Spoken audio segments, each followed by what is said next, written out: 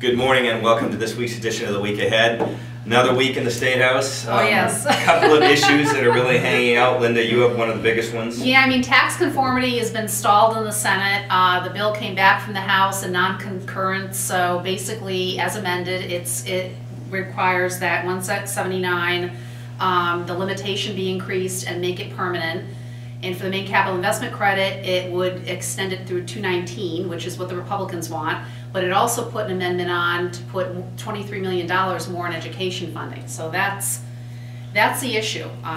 This is the issue that's holding everything up, isn't it? Yes, it's the issue that's holding everything up. So now it's been tabled in the Senate in non-concurrence, and we're going to have to wait and see whether they take it up this week. I mean, this is an important issue for people in Maine. Well, as we talked, it's less a programmatic issue and more of a political issue. Yeah. Oh yeah, oh yeah. And the two issues have been linked, whether people want them to be or not. The question is, how do they proceed from here? Are they going to come to some resolution in the next couple of days that will allow this to go forward? I mean, you know, there are businesses, there are individuals who are waiting to get the final word on this. It's important that conformity be achieved, not just for the short term, but for the long term. Well, but we're caught in this political quagmire right now. It's thousands of Maine businesses out there, thousands. So, you know, if this does not happen, they're going to have to, if it does end up passing at the end here, they're going to have to do amended returns, which is going to be huge. It's going to cost businesses even more money than individuals. So it's something that really needs to get done soon.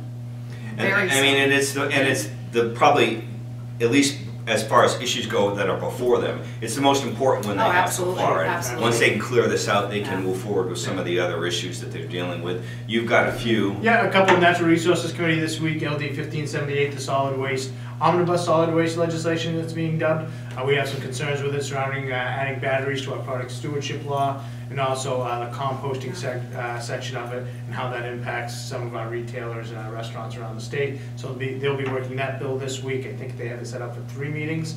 And then over in the Agricultural Committee, they'll be dealing with GMO labeling, both carryover bills from last session. So, but it will be a topic of discussion of whether or not Maine's going to undo our trigger on our previous GMO labeling legislation. And we have concerns with that as well. So. And for me, the issue remains the minimum wage issue. We're waiting for the referendum question to come to the legislature. It will start in the House. In the meantime, the Chamber is joined with the Restaurant Association, the Innkeepers, the Retail Association of Maine, urging members to adopt a compromise, a more reasonable solution for the Maine people in the form of a competing measure. Certainly the Constitution allows legislators to do this when there's a citizens-initiated referendum. We think giving the Maine people another choice is the right thing to do. Yeah. And we think we have a pretty reasonable, alternative, raising the minimum wage up to $10 an hour over 4 years. If businesses are out there and are concerned about this, we strongly urge you to contact your legislator in the House or in the Senate and urge them to go along with the idea of attaching a competing measure to the proposal. And we'll be keeping you informed as to where this very important issue for Maine businesses goes in the weeks ahead. So I think that's it from all of us. And we'll look forward to joining you and talking next week. Stay classy, Maine.